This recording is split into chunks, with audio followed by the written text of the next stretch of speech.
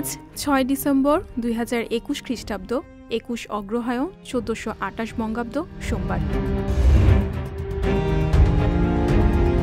১৯৭১ সালের ৬ ডিসেম্বরের এই দিনে বাংলাদেশ সরকারকে স্বীকৃতি দেয় ভারত। সম্মিলিত মিত্রবাহিনীর আক্রমণে এই দিনে সূর্য ওঠার আগেই বিভিন্ন সীমান্ত ঘাঁটি থেকে পালাতে থাকে হানাদার বাহিনী। এরপরই ভারত স্বাধীন বাংলাদেশকে স্বীকৃতি দেয়।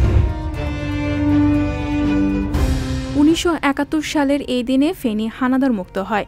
১০ম ইস্ট বেঙ্গল রেজিমেন্ট ও সাবসেক্টরের মুক্তিযোদ্ধারা কর্নেল জাফর ইমামের নেতৃত্বে ফেনী মুক্ত করেন। মেজর জলিলের নেতৃত্বাধীন সাতক্ষীরা মুক্ত হয়। ঝিনাইগাতীর আহমদনগর হানাদার বাহিনীর ঘাঁটি আক্রমণ করেন কোম্পানি কমান্ডার মোহাম্মদ রহমতুল্লাহ। এদিকে পঞ্চগড় ঠাকুরগাঁও মুক্ত করে সেই দিন বীরগঞ্জ ও খানসামার পাকিস্তানি সেনাদের অবস্থানের দিক এগিয়ে চলছিল মুক্তিবাহিনী ও মিত্রবাহিনী। লাকসাম, আখাউড়া, ১৪ গ্রাম, হিলিতে মুক্তিবাহিনী দৃঢ় অবস্থান নেয়। রাতে আখাউড়া ও সিলেটের শমশেরনগর যৌথ বাহিনীর নিয়ন্ত্রণে আসে। যৌথ বাহিনী হেঁটে ঝিনাইদহ পৌঁছে এবং শহরটি মুক্ত করে। ১৯৯০ সালের ৬ ডিসেম্বরের এই দিনে সাবেক রাষ্ট্রপতি হোসেইন মোহাম্মদ এরশাদ পদত্যাগ করতে বাধ্য হয়েছিলেন।